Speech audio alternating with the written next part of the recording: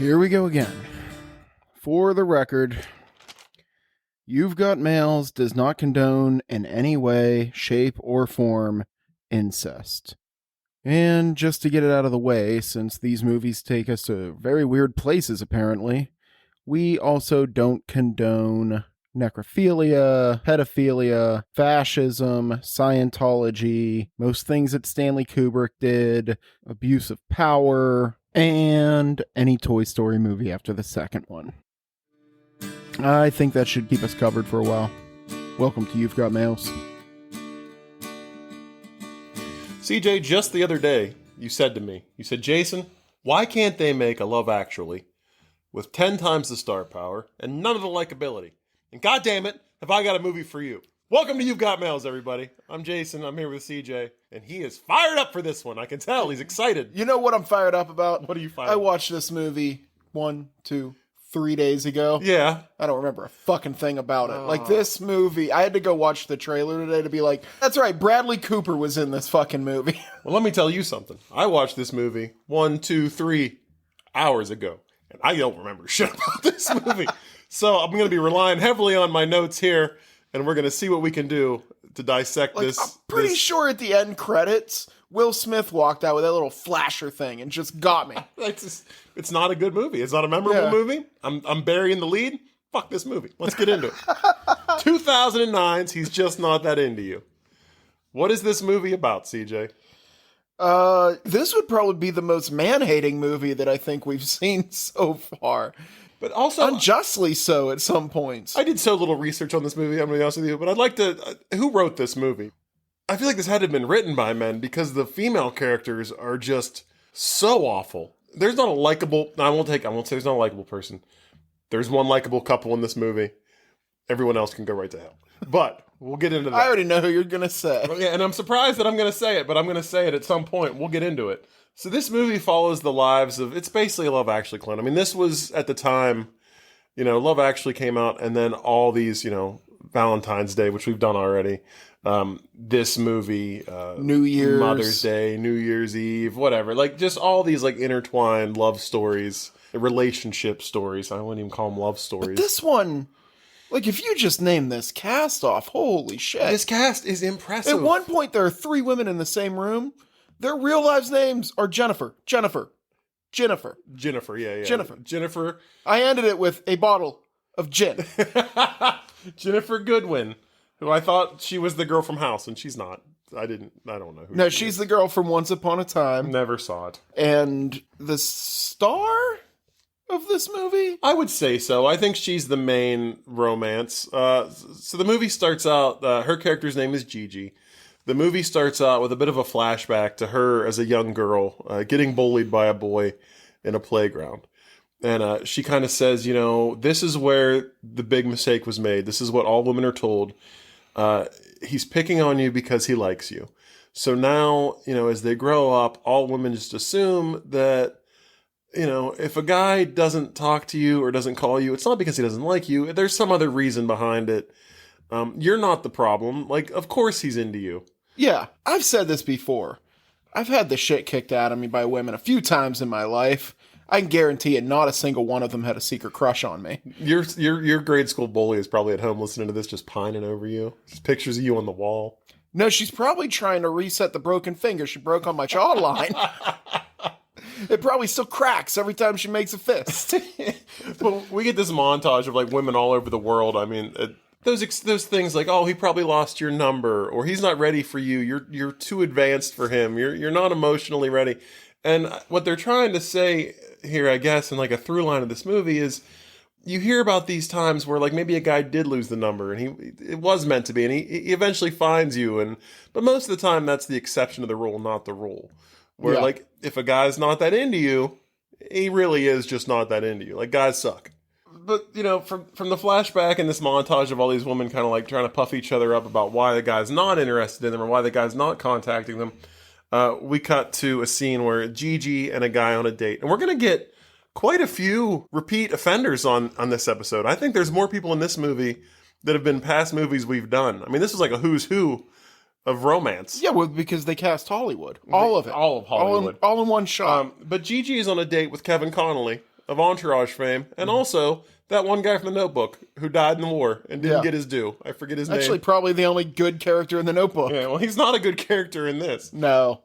So, I don't even know. I don't know anybody's name in this movie. We're just going to call them by their real names. We're going to call them by their right? actor's Okay. name. So this guy is Eric from Entourage. And they're on a date. And, she thinks it's going well. She asks if they want to have another drink. He says yes. They leave the date. And she gets a nice to meet you from Eric from Entourage. He goes his way. She goes hers. She immediately calls one of her friends to tell her how great the date went. And she's like, well, I think maybe he's calling me right now to leave me a message on my home phone. Because that was a thing in 2009. People had home Yeah. phones. And we cut to Eric from Entourage, and he is calling Scarlett Johansson. As you do when you have Scarlett Johansson's number. Yeah, yeah. I mean, can you blame the guy? So he's calling her, asking if she wants to do something because his night's freed up because his date didn't go that great. And he doesn't tell her he was on a date. ScarJo gives him kind of the blow off. Like, I can't tonight. I'm kind of busy. We find out she's just at the grocery store shopping alongside Bradley Cooper. A Star is Born. Bradley Cooper. Still alive and kicking in this movie. He is. Thank God. I was good. I was happy to see him right up until I wasn't. He kind of runs into her in the checkout line and lets her go first. And there's a bit of flirtatious nature between the two of them. Oh, immediately. And as you do when you run into ScarJo at the grocery store, I'd be falling all over myself. I'd let her go. I'd pay for her groceries probably. I'd be like, no, you go. I've got all this. I mean, they were into each other enough that did you catch the lady behind the counter slipping condoms into his stuff? I didn't notice. Yeah. But what I did notice It happened. You don't have to look it up. was ScarJo won she was the 1,000th customer at the store and won like a little fall prize. And in my mind, if I was Bradley Cooper, I would have been pissed off because this should have been his prize. Oh, this is true. But that was never brought up like after that. Like it was a nice cooler, too. He got a cooler. I'm sure there was some stuff in it. I don't think it was just a cooler, but it doesn't matter. Hey, a good cooler is a prize in itself, sir. Yeah. We cut to them outside, and we find out that she's like an aspiring musician, and he knows some people in the music business. And he's like, oh, I can probably help you out with that. He's actively flirting with this woman. She starts to write down her number for him. And he says, oh, you know what? I can't do this. I'm married. Roll credits. What a great guy. Yeah, and I was like, oh, well, that's nice. Yeah, this is great. Like, it's like, this is solid. Like, he's doing what you're supposed to do in this situation. We all knew 5 minutes in that this wasn't the end of this. But she's trying to give him her number. He says, oh, I really shouldn't. I'm married. She says, well, can you give me your card or your business card at least? Or I'll give you my card. This could just be like, you said you have friends in the music industry. Like, you wanted to help me out. Like, let's just make it a business thing. And he says, okay, that's fine. Like, we can do that. We cut back to Eric from Entourage walks into Justin Long's apartment. We've got Justin Long in this movie. No, it's his apartment. Justin Long broke in to watch hockey. Oh, that's right. He's just hanging out. He's just visiting. God, I am remembering parts of this movie. It'll all come back to you. And he's kind of talking about his date, how it didn't go well, and he's trying to get a hold of ScarJo. We find out that they had slept together. They kind of dated, and now he's being pushed into, like, essentially the friend zone. It's actually the worst thing that can happen to you in the friend zone is sleeping with the person that's friend zoning you, because then you're locked in forever. But I don't think they're still sleeping together. It doesn't. No. It just happened like once. Yeah. And he is screwed. Yeah. But not literally, not anymore. No. But he's been friend zoned essentially, and he's trying to talk to Justin Long about what should I do. I'm just gonna go ahead and call her and tell her I'm going to bed. Like, this is his big move. Justin Long rolling around there with the spirit of the old cranky guy from Jaws. Like, What? he's just kind of miserable this entire movie.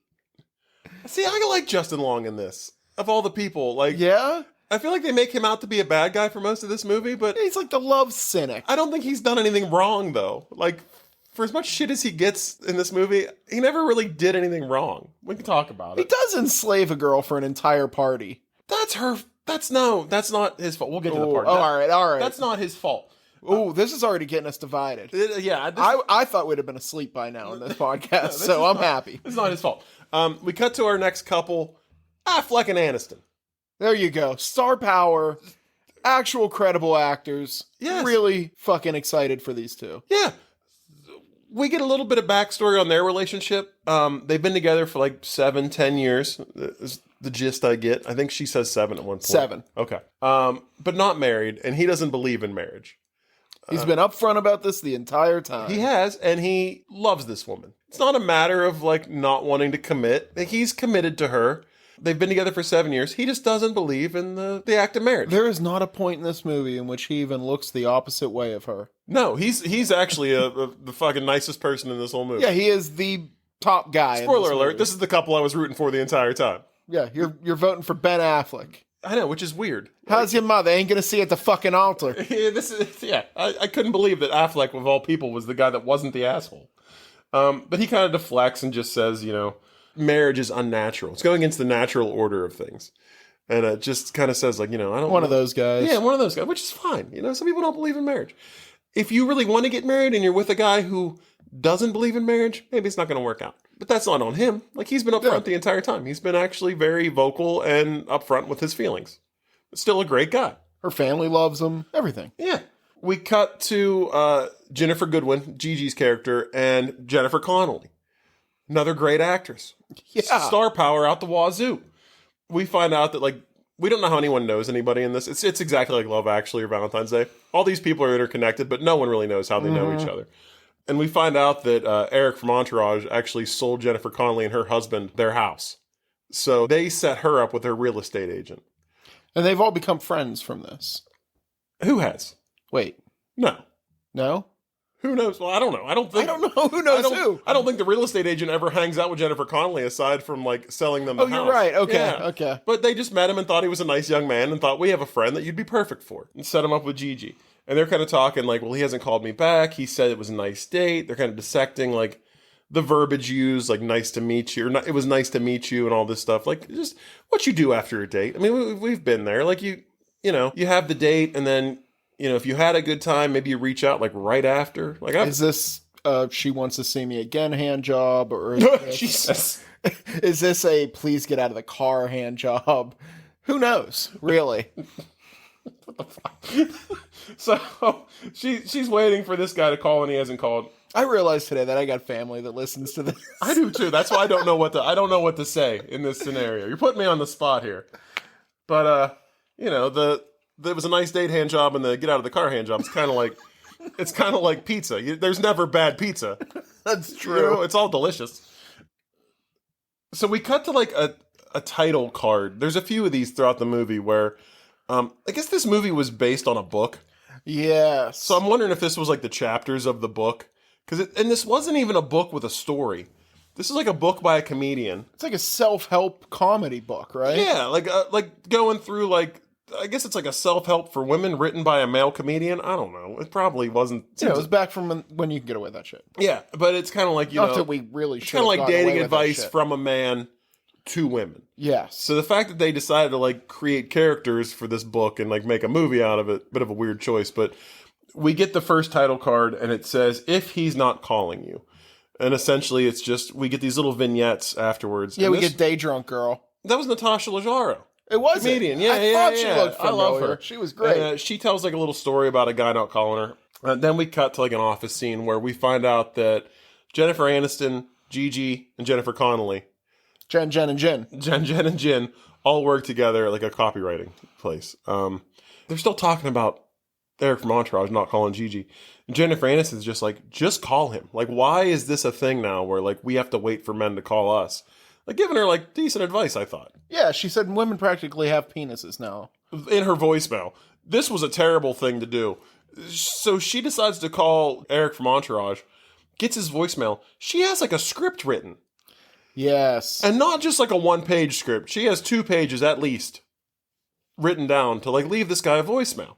She starts, flips the page, and then it's not what she thought was going to be there. And she loses her place. She has no notes. And she just leaves one of those agonizingly long, awkward voicemails that you immediately regret after you've left it. They should give you an option to delete one. They do now, or they at one point there was an option where you left a message that said, "Are you happy with this message? Press 7 to re-record." And this woman is probably the reason they invented that, because this voicemail is awful.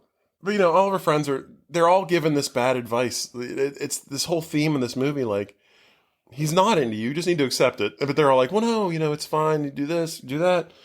She suggests she knows where he hangs out. And she's going to do a casual run-in. This borders on stalking. And she starts actually making stories up in her head.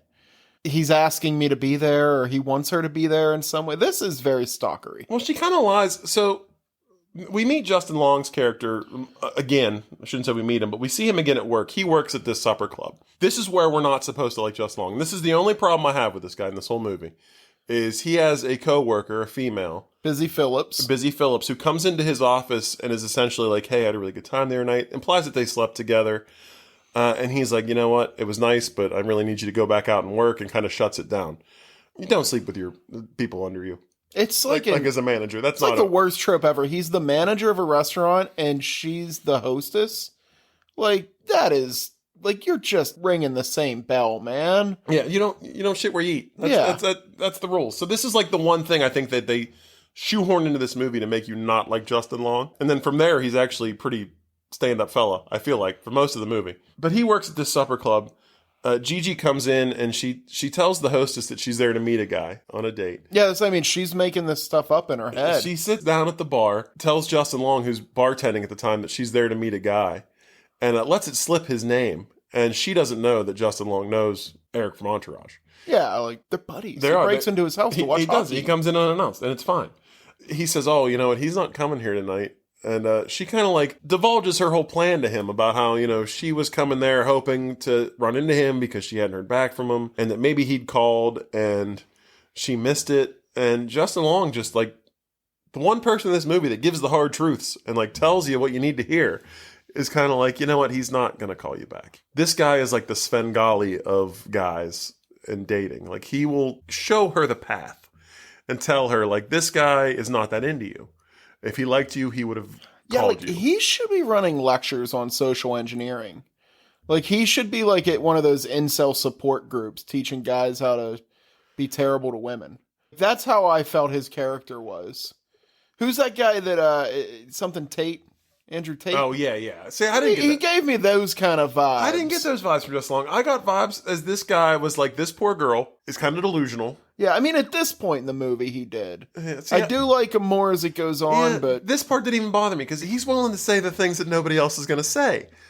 But it's true. He's like, you know what? If he really wanted to be with you, he would have called you. Any guy out there, if he wants to be with a girl bad enough, he'll make it happen. If he's not making the effort, he's not interested. So she goes home, and she kind of thinks about all this, and she comes back in to work the next day. Like, she's cracked the code. Like, she understands how guys work now. Like, suddenly it's all Matrix code. Yeah, but really she hasn't learned anything, because she continues to show delusional behavior throughout the entire movie. But she comes in and she's talking to Jennifer Connelly and Jennifer Aniston about, guys, if they really want to be with you, they'll be with you. And she actually says, not really like trying to say it to Jennifer Aniston, but like, if a guy wants to marry you, he'll marry you.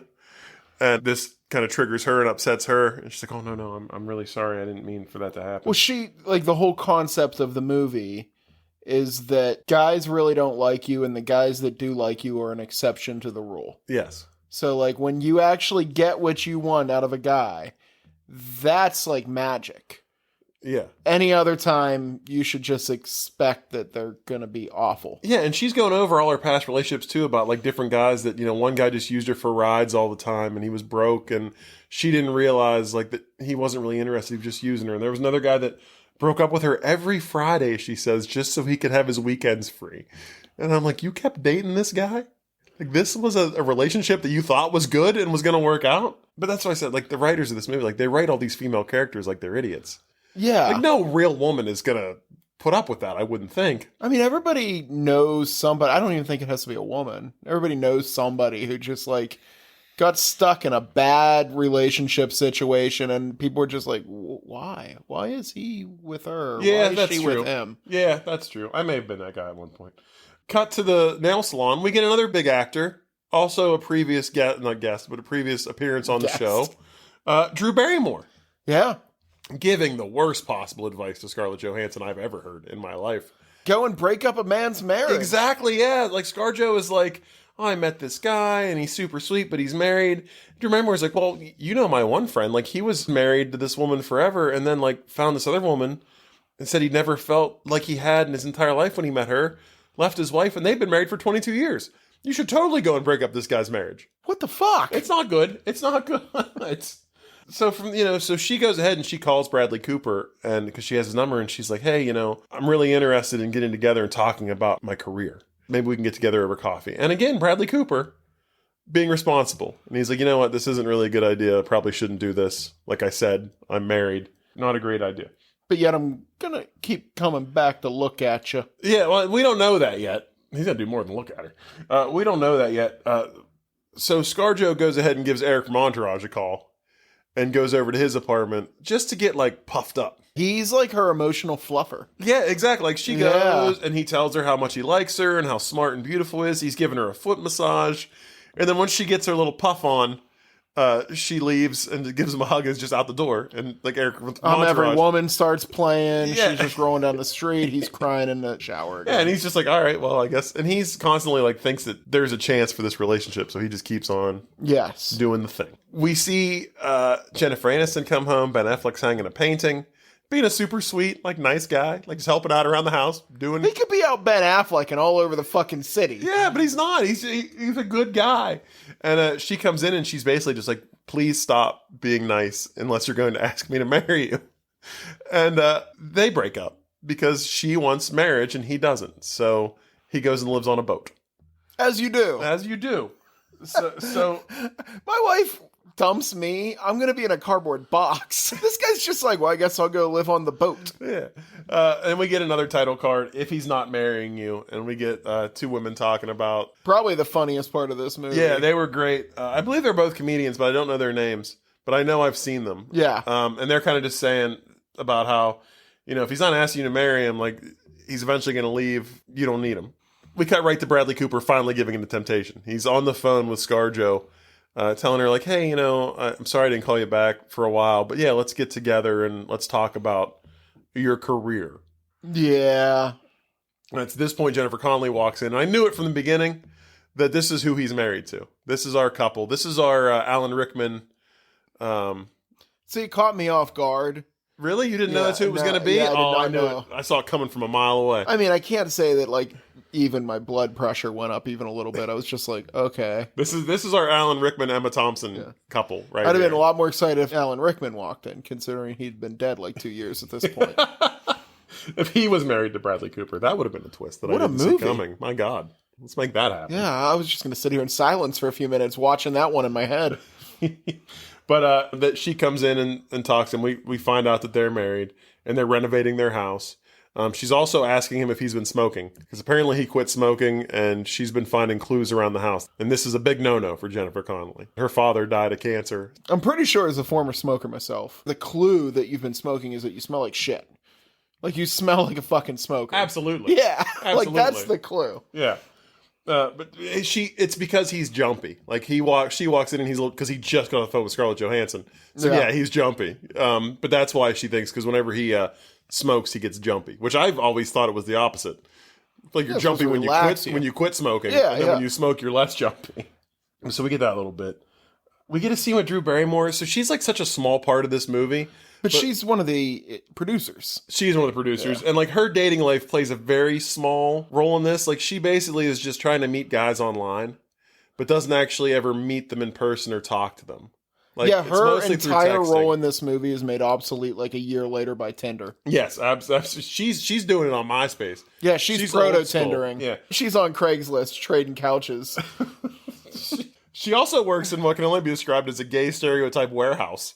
Like, if I had to have a bunch of people standing behind me just commenting on every move that I make, yeah, that seems like it'd be pretty fun. That's who you want? Yeah. But I think she works for, like, some kind of, like, a gay magazine, is the impression that I get. Because she works with all these gay guys. She does the advertising for it. Because we find out that Eric from Entourage, he's a realtor, and she's putting his ads in the paper for him. Yeah. And this is kind of opening up a new client base for him, which is just all, like, gay men and gay couples, that are looking for homes to buy. We find out that Jennifer Aniston, her sister's getting married, and she's one of the bridesmaids. Poor Jennifer Aniston is just getting kicked while she's down this entire movie. Her one sister is like, when people love each other, they get married. It's just like, what the fuck? It's made worse by the fact that every time somebody says one of these completely, like, blind sentences, they stop and make hard eye contact with her. Yeah, they look just right at her, dead in the eye. Like, stick the knife in, twist it, and look at me. It'd be like if you were talking to somebody with one leg and you're just like, I love going for a run. Silence. Just stare at them. We cut to Bradley Cooper and ScarJo, like, they're together, basically out for, like, coffee or whatever, like, talking business. And he's telling her that he got married because of an ultimatum. Like, he's so unlikable from this point on. Pretty much. He's just telling her, like, I didn't really want to get married, but she told me if I didn't get married, then she was going to leave me. And we'd been together for so long, and I felt like it was the right thing to do. This is him justifying the fact that he's about to cheat on his wife. Exactly. Yeah. So we have this little, like, flirtatious moment with them. She makes chocolate chip pancakes. I like blueberries. Then we get, like, a few scenes throughout the movie, but Gigi starts calling Justin Long's character anytime there's a possible guy for her to date. So we got a scene in, like, a bar where she was out and this guy gave her his card. They couldn't really come to terms on who was going to call who. So she calls him for advice and he's like, listen, if he's not going to call you, he's not going to call you. Like, this guy doesn't like you. Just get out of there. So this guy's basically become, like, her guru for dating. Yes. And he's fine with it. Like, he seems like okay with the fact that this woman keeps calling him for advice. He's not troubled by it. It's not annoying him. Just seems like a nice guy. It almost seems like he's like He wants keeping to- her as a pet or a No, friend. he wants to help. A friend? I just feel like he wants to help. I feel like he almost feels sorry for her after seeing what she went through to try to run into Eric from Entourage at the bar. Yeah. And he's kind of like, I don't want to see you keep doing this to yourself. You could be happy. Like, let me help you out a little bit. It's kind of the feeling I got from it. Bradley Cooper is taking yoga classes with Scarlett Johansson now.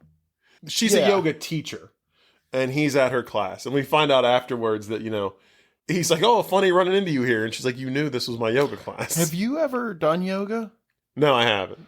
Can I tell you a yoga story? Please. This made me think of this because it's just him. He's the only male in the class. It's all women. I was going to a gym. One of the instructors asked me, hey, like, I have a yoga class tomorrow morning. I'm trying to fill in positions. Can you come in? Yeah. I show up 10 minutes early. Nobody else is there. Throw down my mat.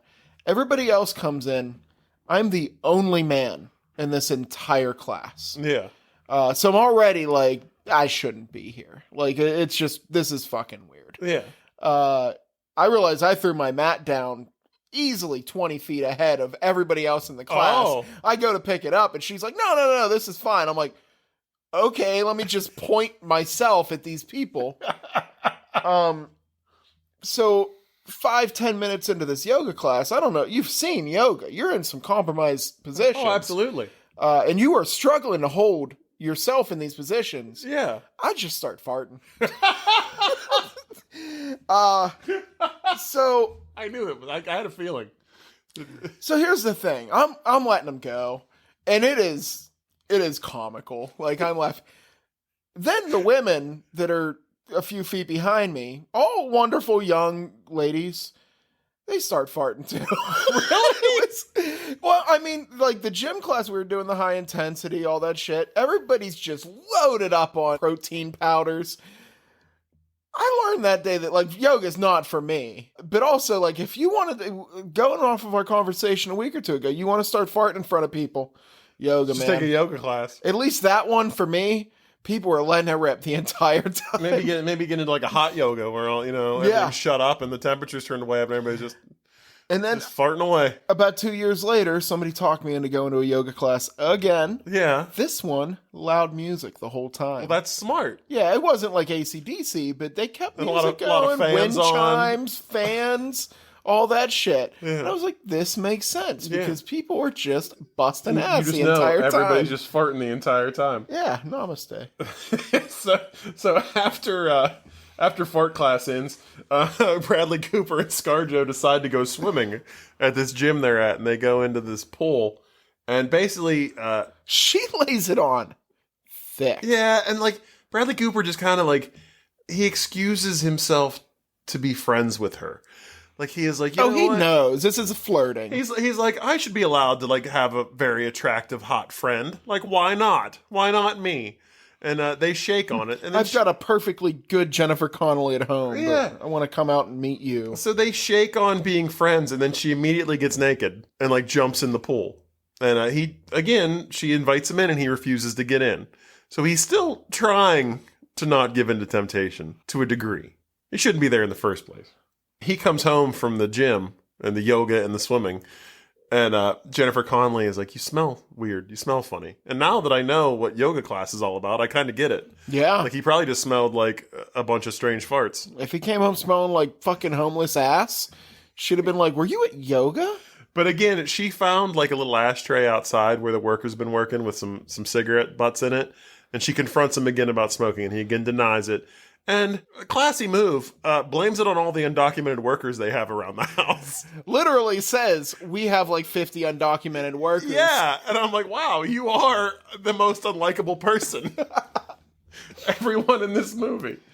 Trying to have all the workers deported. Yeah. We cut to Gigi. She's making out with some new guy at her apartment.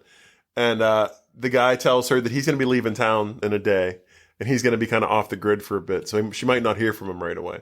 So she like stops mid-makeout to call Justin Long again for some advice, who is also mid-makeout with some other woman. Yes. And he stops making out with this woman to help her out and give her advice. And she tells him, he says he's leaving town. He's like, well, where is he going? Like that he can't talk to you on the phone. So she pokes her head out and says, well, where are you going? Cheap pop. He goes, Pittsburgh. Yeah. And I was like, hey, I know. I did the DiCaprio point at the screen thing. I was like, that's where I live. I was excited about that. And he tells her, just run. Like, don't. It was after the Pittsburgh line, too. Yeah, he says run. He's like, if this guy's going to Pittsburgh, get the hell out of there. If he's going to Cleveland, you're already dead. Yeah. You're not even making out the door. Bradley Cooper goes to visit Affleck on the boat. And Affleck offers him some cigarettes and he declines. So at this point, I'm like, at least he is telling the truth about not smoking, even though he's like so close to. So you think. So close to cheating on his wife. At least he's not smoking. And Affleck, who's traded in Jennifer Aniston for a kick-ass pair of fucking cargo pants. Yeah, he looks great. He looks happy to be on the boat, if you ask me. Look, I never had Jennifer Aniston, but I've had some fucking amazing cargo pants. Bradley Cooper is like telling Affleck kind of about what's going on with Jennifer Aniston's character. And it says that she's getting ready for her sister's funeral. And he's like, funeral? And he's like, I meant wedding. I'm sorry. And this is just like a shoehorned, like, really jamming it down your throat that Bradley Cooper isn't happy about marriage. Or, like, doesn't want to be married. Like, he looks at this as, like, a death sentence, basically. Maybe this is why Ben Affleck doesn't want to get married. I mean, if this is his example of a good marriage, he's looking at Bradley Cooper and... Well, that's the thing, too. Like, they make reference to it later about how all the people that are married just seem so miserable and, like, unhappy. And they are happy, like, not being married. Why force it? But speaking of weddings, we cut to the wedding. And there's a guy giving a toast talking about how hot the bride is. And it's his cousin. Like, he's like, this we all know. An ongoing theme in this movie. Yeah, this whole family. And he's like, oh, my cousin, we all know she's pretty hot, right? And then he starts talking about Jennifer Aniston again, being single and not being married yet, and how she's starting to get to that age where she better get married soon, or she may never get married. And then they pulled out the big guns. Who the fuck does this? Like, have you ever seen an embarrassing, like, wedding? I've seen ones where people were hammered, but nobody, like, makes fun of people in the crowd. No, it was like a roast. Yeah! He roasted her hard. This is like that Julia Roberts move, Runaway Bride. Yeah, oh yeah, where they were just Like, giving who? her constant shit about all of her failed marriages. Who, like, sits down and says, I gotta give a speech? Boy, I can't wait to tell that bitch that thing I've been waiting about for my whole life. Rip into her. Also, absolutely gonna hit on my hot cousin. Here's where they pull out the big gun, CJ. You know where I'm going with this? Hell yes, sir. Christopher Christopherson. Ah. Another repeat offender. Plays her dad. Yeah, no bucket of fried chicken, though. No. He turned in a way better acting performance in this in the 30 seconds he was in it than he did in The Star Is Born. The guy ages like a fine wine. His acting chops have improved. But, he gives her some, like, a shoulder to cry on. Like, basically puffs her up. Says, you're my favorite daughter. Like, you're going to find somebody. Don't worry about all this stuff. And just as a good dad, I promise I'll love you till my dying day. Now let me go walk in this other room. Oh, God. So we cut, yeah, right? So we cut now to, Justin Long had told Gigi that he has, like, a friend that he'd like to set her up with. So she's at this bar waiting to meet him for this date. And Justin Long comes in and tells her, like, hey, I told him the wrong day, and I felt really bad about it, so I figured I'd come and hang out with you. At this point, you're kind of like, oh, maybe he's kind of interested, like, wants to hang out with her. And he's kind of pointing out, like, people in the bar, like, see these guys over here, like, they're interested in her, but he's Yeah. not interested. Was this supposed to be like the setup date and his friend didn't show up, right? Yeah, is Yeah. what he said, which turns out to be true, but they kind of play it like maybe he wants to get to know her better. And they do have, like, nice chemistry, and they're talking, they're hanging out. But he also says at one point that he likes her, and she's like, you like me? And he's like, well, I like you like I like basset hounds. They're kind of sad, but, like, sweet. And I'm like, that's not... He doesn't like you. Sploosh. Yeah, that's not good. He's not that into you. Yeah, exactly. My notes go directly from Basset Hounds to Louise Guzman. Louise Guzman shows up as, like, the head guy of the workers. And Jennifer Connelly gives, like, real, I'm gonna have you deported vibes. Like, she's, like, grilling him about the cigarettes. And do any of your workers smoke here? I need you to tell me the truth, Jorge. Or Yeah. else. Like, that's what she pretty much says to this guy. And you can tell she's just kind of projecting. Also, it's American Spirits, like the most white guy cigarettes you can have. She should know it's her fucking husband. This is true. Yes. But she's, like, really projecting this onto poor Jorge about, you know, the cigarettes. And finally, he says, my guys, they don't smoke. It's fine. She kind of agrees with it. And then as he walks away, she's like, we're good here, right? Like, real sinister. like we're on the same page, right, Jorge? I'd hate to see something happen to you and all of your guys. I mean, this is like her thing, though. Am I correct that she is incredibly troubled and she is just putting all of her anger toward cigarette smokers, right? Yes, yeah. She's definitely, like, that is the transferring- stand-in for all of her troubles in the world. Yes. Okay. These cigarettes are kind of like the I don't know what you want to call it. It's she's transferring everything that she has a problem with onto this one thing. Yes. We see Eric from Entourage again. He's doing, like, an open house for an apartment. Just a bunch of gay couples. Is this your favorite couple in the movie? No. These guys are good, though. These guys are great. But ScarJo's there, like, to see him during the showing, and as she goes to leave, he tries to give her a kiss, and she just, like, dodges it and gives him a hug. And the gay guys kind of give him some advice, or try to. Like, they're like, hey, you're not getting what you want out of this, right? Like, how long has this been going on? We cut to another title card. They do a great quick scene in this where they basically say she's not that into you. Yeah. And then they go by looks, and he's like, so he's asking them advice, and they come out and they go, well, we don't really know straight looks too well. And he says, for example, let's give some gay looks. And they look at each other, and, like, immediately, like, one's like, yeah, that's the let's go fuck look. Yeah. And then they look at each other the exact same way, and he's like, whoa, that's the get the hell away from me look. Yeah. I watched it twice because I'm like, there's no difference between these two looks. I think that was the point. I think that is the joke, but it's also the joke is that you're straight. Yeah. And, like, you wouldn't know the difference between the gay looks is what I think they were going for. I just thought it was one of the more interesting, funny scenes in this movie. That was actually enjoyable. And then they cut to another title card, If She's Not Sleeping With You. But then we go right to Bradley Cooper naked in Scarlett Johansson's bed. There was never, like, a point where, like, they showed us him decide to have the affair. We're just in it now. And he's in it. I'm pretty sure by if it, I they mean had ScarJo. that scene, I would have thrown something at my television. So I'm kind of glad. Really? You're glad they just jumped to Yeah. it? She's trying to excuse the fact that they're having an affair. And he's like, oh, I don't do this kind of thing with I don't sleep with other women, a bunch of other women. She's like, well, I'm not a bunch of other women. I'm just one woman. So it's fine. Because it's just me. It's okay. She is, like, you'd think she was very practiced at this. Like, at home wrecking. She's good. She's doing a hell of a job. Yeah. Although, I mean, Bradley Cooper, he's all for it. Like, it's not like it... He resisted, but not that much. Yeah. Like, there wasn't a whole lot of I mean, it resisting. probably helps that she's Scarlett Johansson. You know, that makes it a little easier home wrecking, but... I think that makes everything in life easier if you're Scarlett Johansson, if I'm being honest. Justin Long calls Gigi and invites her to a party at his apartment. So again, you're kind of like, well, you know, and she's starting to realize she's watching. This is sort of a repeat offender. She's watching an Eric Stoltz movie. So we just saw Eric Stoltz and Jerry Maguire. Now he's in this movie, Some Kind of Wonderful. He's always the bridesmaid, never the bride in these movies. He just plays a little side part. Well, he's not even, he's just on the TV, but it's funny because Yeah. this movie, Some Kind of Wonderful, is on our list.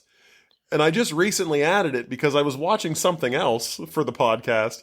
And as soon as it ended, that movie started. And I watched about 20 minutes of it. And I knew right away, this belongs on the list. So eventually So your algorithm is as fucked as It mine. really is. So eventually we'll get to Some Kind of Wonderful. But Gigi's watching this movie. And from the gist of it, I've never seen the movie.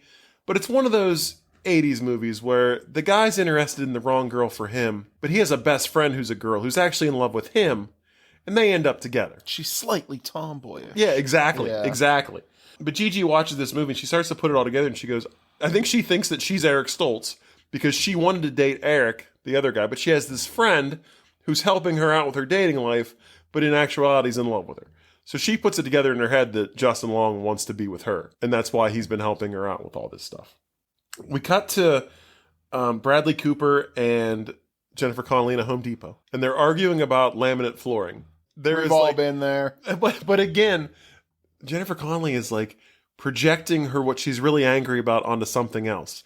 Where he's talking about how this is laminate flooring, it looks just like the real thing, but it's way cheaper. And she's like, but it's a fucking lie. It looks like one thing, it says it's one thing, and it's a lie. And it gets real awkward and uncomfortable in the Home Depot aisle. And then they kind of like work it out, and as she goes to walk away, he's just like, I slept with someone in the Home Depot aisle. And I'm like, this is kind of a smart move on his part. In public? Yeah, like do it in public. She seems like a stabby type. She does seem like a stabby, but she also is just like, okay, we'll work through it. It's fine. This is where I got mad. Yeah. Yeah, I was like, this guy doesn't get away with this shit. No, but this is another like part of this movie where I'm like, these women are so poorly written and like don't seem to have any respect for themselves. Like they're just like, okay, it's fine. We'll work through it. It's fine. Yeah, and then she just walks away and he's just kind of like, well, shit, I thought that was going to get me out of this, and here I am, still stuck in this marriage. And I'm not getting the cheaper flooring that I wanted. So he's having just cost me a fortune. He's just having a bad day all around. But she also like asks him like, tell me you're not the one that's smoking. Like she is so hung up on the smoking. That's what I mean. Like she's putting all of that energy into one thing. Yeah. We go back to Jennifer Aniston's sister's wedding, and she's actually dancing with like this guy, an older fella, family member, a cousin. And he says to her while they're dancing, it's too bad you can't marry your cousins. Yeah, what is going on in this family? I don't know. It's such a weird, like, it was such a weird, I'm sure it was supposed to be there for last, but it was the most uncomfortable family event that I think I've ever witnessed on film. Yeah. Not great. And then Chris Christopherson has a heart attack. Yep. Yeah. Saddest death at a wedding since Gareth. I was like, no, not again. You've taken one of the only likable people in this movie, and you're killing him at a wedding. We cut to Justin Long's party, and Gigi's there, and she's kind of unhinged. Like, she's there, and she has this in her mind now that Justin Long is interested in her, and she's telling guests at the party that they might have something going on. At one point, he asks her if she can just help, like, set out some of the food, and she immediately goes into, oh, he's asking me to co-host the party with him, and starts acting like she lives there. Like, at one point, someone asks her something, and she's like, oh, we decided to have this party. She's talking in we's and us's. Yeah, she starts making up backstories in her head. Yeah. But then there's this other girl there that's like starts to help make dip, and she finds out that he asked her to help with the food as well, and just kind of sets her off. But she's still, throughout the whole night, she stays. She's the last person at the party. She's cleaning up all the garbage, helping out, while Justin Long is just sitting on the couch playing NBA 2K with this other girl who was making the dip. She finally gets up and leaves, and Justin Long is basically like, all right, well, I guess I should go to bed. And Gigi like jumps on him and starts making out with him. And he pushes her away and he's like, what is going on? And she tells him, like, I think that you like me. And he just has like this meltdown where, why do you girls get all these like ideas? You build all this stuff up in your head that isn't true. Yeah. And you get all these signs that aren't real. And she kind of yells at him and is like, well, at least I care. Like, that's why I do the things that I do, because I want to find love. You'll never be loved. You'll never find love because you've shut yourself off to all of it. And you're like emotionless and cold. And she walks out. We find out that Chris Christopherson's still alive. Thank God. He's laid up in bed. Jennifer Aniston's taking care of him. And the rest of the family is just awful. Yeah, what the fuck? Like, they've all just moved into Dad's house, it seems like. They're eating all the food. They're watching TV. They're feeding him like the worst foods. Yeah, they're trying to steal his records. And they won't help with anything. We get a scene like between Gigi and Jennifer Connelly again. And Jennifer Connelly in this movie is so awful. She's excusing Bradley Cooper for cheating on her.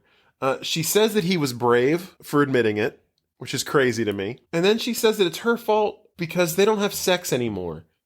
That's why I think a guy wrote this movie. I'm not sure. Yeah. I'm with you. We cut to another title screen. If he's sleeping with someone else. Bradley Cooper has just introduced ScarJo to the record executive or whoever it is that like he wanted to get her in front of for her music. Now they go into her office and start to have sex or try to have sex. Now, if this guy was supposed to be a good guy before this, why is his office made to look like a fucking porn set? Like, tell me it wasn't. To your point, this scene plays out like it could have been the featured video on Pornhub at some point. Yes. So I mean, he is one black leather couch away from just being Mr. Brazzers. So he gets Bradley Brazzers. He gets her like bent over the desk when there's a knock at the door, and it's his wife. So he hides her like half naked in a closet. She comes in, strips down into some lingerie, and decided that like this is how she's going to save the marriage by showing up at his work and having sex with him. And at this point, It would have been better if he worked in an open office. At this point, Scarlett Johansson could have walked out of the closet, and this would have turned into a Brazzers video. Yes. It didn't. So she's in the closet and has to hear him have sex with his wife. He shows her out after this. Like, she tries to even go out and grab lunch, and he's like, no, I'm good. I have a half-naked Scarlett Johansson in my closet I have to attend to. Shuffles her out the door, lets ScarJo out of the closet, and then she's furious. I'm like, how can you be mad at him? Yeah, this guy is obviously confused because He's married. You're cheating on... Married. You're cheating. You're causing him to cheat on his wife. I'm sorry his wife wanted to have sex with him, and he couldn't say no because he had you half naked in the closet. Like, that was... Ugh, ridiculous. Right after this, she's upset. Well, Eric from Entourage goes to her apartment because he was given advice by the gay couple that he needs to just take charge and tell her what he wants. Yes. And has to like, get himself out of the friend zone, essentially. So he shows up, not realizing that he's basically the rebound, and tells her that he wants a relationship and all this stuff, and she agrees to it. And then we get this scene, like, after they've had sex, clearly, in bed, and he is, like, the big spoon, but he is doing it in the smallest way possible.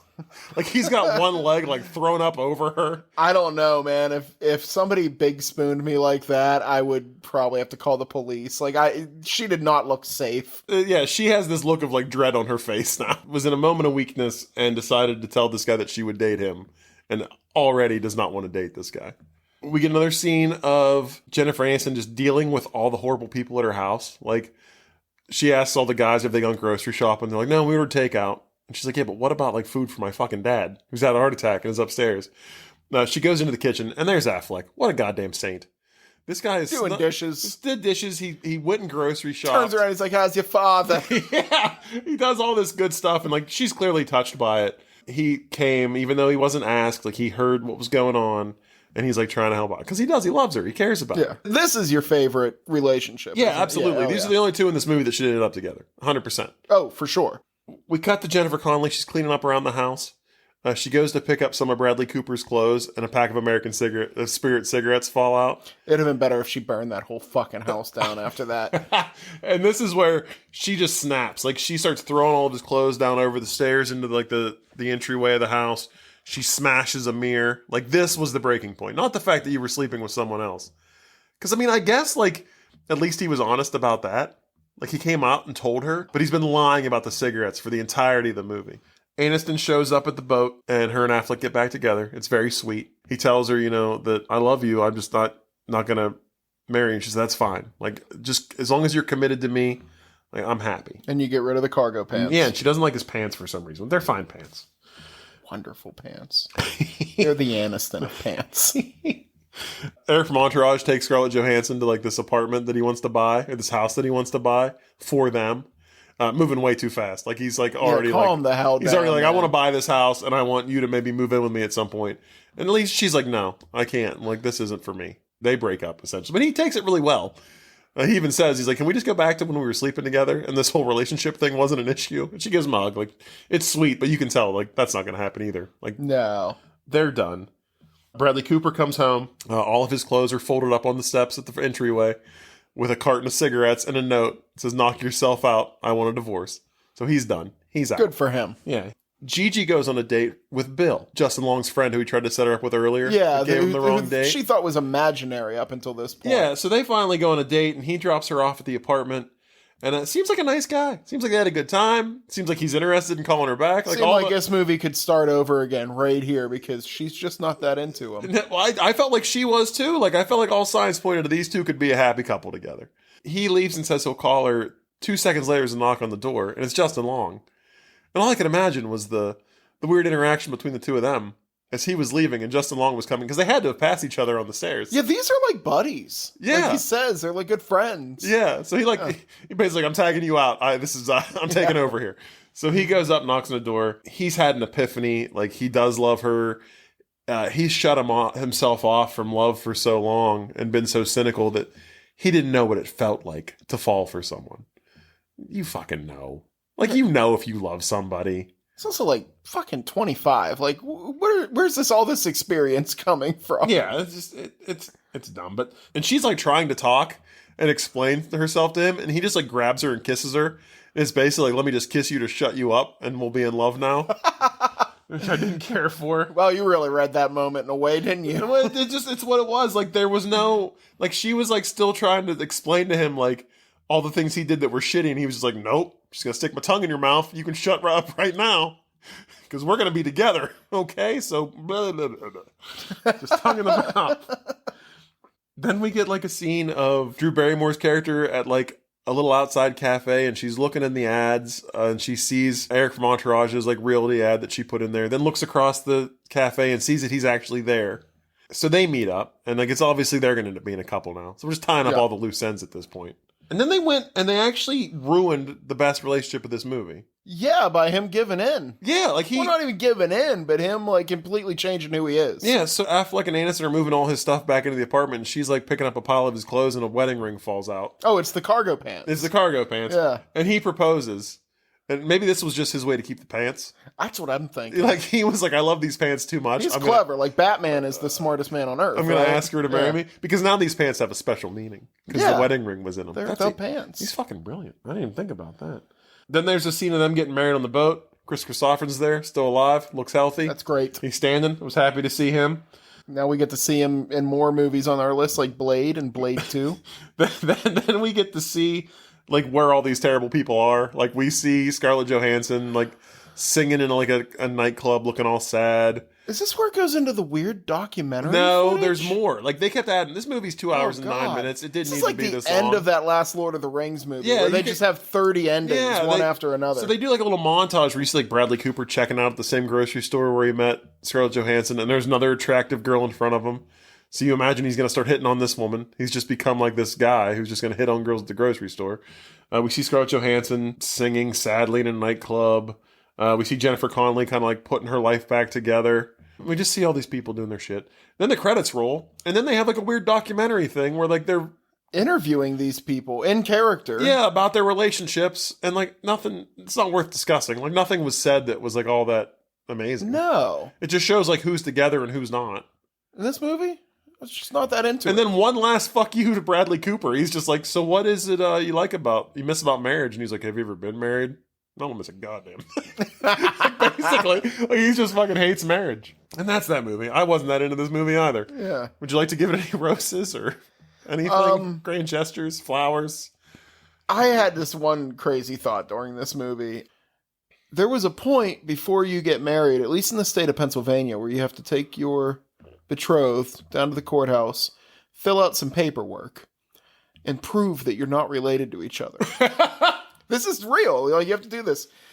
And me and my wife have both discussed this before, where she was born like 7 states away to a completely different family, completely different genetic background than me, everything. There's still a point for like 30 seconds there you're like, what the fuck do we do if we find out we're cousins? And all I wanted was that during one of the final wrap-up scenes that Ben Affleck and Jennifer Aniston are doing this exact same thing, find out that they're cousins. It would make so much sense as to why they put all the other cousin love in the movie. Yeah, I have like 7 notes asking, what the hell is the weird cousin thing here? So that's all I wanted out of this movie, was for that to happen. And it didn't. I don't have much for this movie. Like I said, I just watched this today. Like, I was kind of last minute. I didn't really do a lot of research. You're good. You're all right. My biggest problem, I guess, with this movie is like Gigi is supposed to be like the main character, and I think the one that's in the right here. And they make her seem so goddamn crazy. And Justin Long is just like, does nothing wrong, and yet they make him out to be this awful villain. Like, I don't know how you feel about all that, but like she was unhinged. Like every guy that she went on a little date with or gave a number to, like she resorted to, like, stalking them. Like how her story ends is best case scenario for her. Yeah. Because there's also stories that end with her accidentally stabbing somebody. Accidentally. You know, like in the middle of the night in their living room when she wasn't invited in. All right. Let's chick flick it to a dick flick it. I think I got a good one on this one. Do you? All right. Yeah, I feel like the last couple I phoned it in, but I got a good one. Okay. So we've seen like 3 of these now, these big ensemble cast movies. And every one of them, through the whole movie, you're supposed to be asking all these questions of, are they going to end up together? Like, which couples end up together? Which ones don't? Which little surprises come your way? I want a slasher flick like this, where you have all these couples, and you know that at the end of this movie, 3 of these people, out of all this giant cast, are serial killers. And you're trying to figure out the entire time, well, which one of these is going to end with somebody getting murdered? And like the whole time they're crossing paths with each other and you don't know what's going to happen. And then it just ends with, like, you know, Gigi stabbing Justin Long. Okay. If somebody's getting stabbed from this movie, I'm happy. I mean, I don't know what else to say. Like, so here's mine. Yeah. Did you happen to notice where this movie took place? No, Boston, Chicago, No. New York. No. I'm just going to name cities, Baltimore. man. Baltimore. This movie was filmed in 2009. It took place in Baltimore. You know what movie was filmed in 2008 and also takes place in Baltimore? You going to say Step Up? Step Up 2, The Streets. All I want from this movie is, because I disliked everyone so much, is that at the peak of disliking the person, a flash mob appears and just pretty much tramples the person to death and drags them away. So like in the Home Depot, when Bradley Cooper's like, I slept with someone, and Jennifer Connelly's like, it's okay. We'll work through it. A fucking flash mob in the Home Depot breaks out, just snatches her up and just roughs her up and just takes her away. And then, like, throughout the movie, just like a different flash mob just destroys each one of these characters until no one's left. And that's it. That's all I got. Like, I just want to see, like, I don't like flash mobs, but I would love to see a flash mob just erupt and, like, take out this entire cast of people. I'm pretty sure, like, a violent flash mob is just a mob, right? With dancing. Oh, okay. Yeah, Oh, you want them to be dancing the entire time? Oh, absolutely, yeah. Like, I want them to be dancing, just like doing like little flip kicks to the What's face, that, like the capoeira stuff or capoeira? Yeah. I mean, we saw in Step Up too. Like some of those moves, if you hit somebody with it, you're gonna do some damage. Like you're just flipping around, kicking your feet in the air, Yeah. flailing around wildly. And then like the only people that don't get taken away are Ben Affleck and Jennifer Aniston. And then there's a scene at the end where like they're on the boat by the dock. And, like, the boat docked right next to them, like, a guy comes out, and it's fucking Tyler Gage. And that's where it ends. All right, I'm in. Yeah. Sure. That's it. All right. Let's Nick Cage this thing. I'll go first on this one. You do it. I went with Louise Guzman. Love Louise Guzman. I got a little Louise Guzman in mind, too, Oh, do so ya? it's good. I got no problem with Louise Guzman. Louise Guzman was in a movie called Waiting, which also Yes. starred Justin Long, Wonderful movie. which also had Dane Cook in it. Comedian Dane Cook. Mm-hmm. Dane Cook was in the television series American Gods. If you ever Really? watched that. Yeah, he plays like the guy that the main character's wife is cheating on him with in the beginning. American Gods also stars Crispin Glover. Crispin Glover was in a TV pilot called The Best of Times. It was filmed in 1981. It was his acting debut. It was also the acting debut of Nicolas Cage. Ooh. That's how I've connected the two.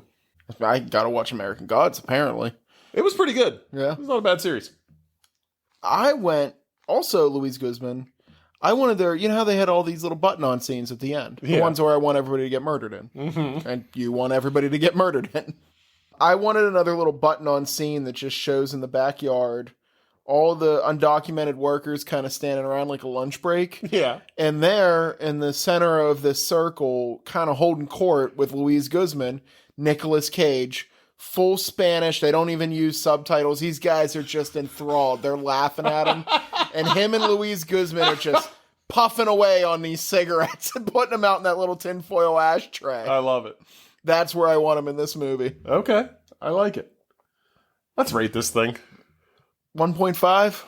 It's generous. Yeah, you know, I can't just say every movie I dislike is like a 0.5. This isn't as bad as some of them. They put a little effort behind it. I don't know how they got all these people to sign on to this movie. I really don't. Yeah, it's amazing. These are all great actors. I'm sure money is how they did this. Yeah, there isn't a single person in this that I'm like, I wish they weren't in this. Yeah. I wish they weren't in it for their own good. Yeah. But like everybody that's in this is amazing. And yeah, money must have been really big on this. Yeah. But yeah, this movie was terrible. Yeah, not great. It was, wait, what did I text you the other day? We don't normally talk a lot about these ahead of time, but I said, do you remember those Tropicana commercials from the 90s where they stuck the straw into the orange and just sucked the orange juice out? Yeah. Yeah, in this case, the orange is Love Actually, and the juice is the soul of Love Actually. And that's how they did this movie. Yeah, this was just, yeah. I'll give it a 1. 1? I was going to go half, but you made me feel bad about giving everything a half a star if it's bad. I will give it 1. I will give it half a star for Jennifer Aniston and Ben Affleck, because they were actually a likable couple, and I really liked their story. Everyone in this movie, aside from them, is pretty much unlikable. I liked Justin Long in this, and I felt like he got a bad rap, I feel like. I felt like they were trying to make him the villain, but he wasn't. Yeah, I'm still not convinced. I still think he's kind of a douche. I feel like he's not the greatest guy, but I also feel like aside from that one scene where he was sleeping with his employee, he didn't do anything else wrong the entire movie. Yeah. So half a star for Affleck and Aniston, half a star because there was a Talking Heads song in this that I really enjoyed. Yeah, right at that boat scene. It was, I have that in my notes, surprise Talking Heads. Yeah, there was no music in this movie of any note to me, but there was a Talking Heads song, and I was like, oh, I like Talking Heads. I gets it a half a star. Originally, when I walked in here today, it was going to be a half a star just for the Talking Heads, but I did like Affleck and Aniston. They had a good story, and it was actually See, sweet. I'm at an extra half star for Louise. Yeah, Louise is good too, but it's not star worthy. Talking Heads, Aniston, Affleck, 1 star. Half and half. All right. That's all I got. All right, let's roll a movie. God, I want something I'm excited about after this. Like, I really do. You talk about, like, them sucking the soul out of Love Actually. This movie sucked the soul out of me. This movie depressed me. I don't know why. It's just not a good movie. I can't disagree with that. Okay, good. I can't double negative. We are at 192. 192 it is. Let's see. We have number 83. Give us something good. Yes! The Proposal. Sandra Bullock, Ryan Reynolds, I think Betty White. If you've seen Deadpool Wolverine, there's a great proposal reference in it. They break the fourth wall. They bring up the proposal. That's the only reason I know about this movie at all. This movie brings me some light. But is this our first Sandra Bullock? I think so. I mean, all hail the new queen. It's our first Ryan Reynolds too, right? Yeah, he hasn't been in a lot of anything. romance movies? He's in a few. He had like his time where he's on our list a couple of times, yeah. But this is a shining light in an otherwise dark day for me. I will tell you that. Yeah, I mean, Sandra Bullock, basically, we've had all the other like queens on this podcast. Yeah. And she kind of rounds it out. She's the other big one. She is. I'm excited for this. Very excited. I might watch this tonight just to get the taste of this other movie out of my mouth. So until next time, everybody, when we talk about The Proposal, yeah, follow us on the socials. Get that sweet, sweet meme CJ's making every week. Like us, subscribe to us, tell your friends, send us an email, you've.gotmails@yahoo.com. And until next time, stay romantic and don't be shit to each other. Let's go Sandy B. Sandy B, yeah. Sandy B. She's like the wholesome one. Yeah, I like it. It's like if Julia Roberts had a soul.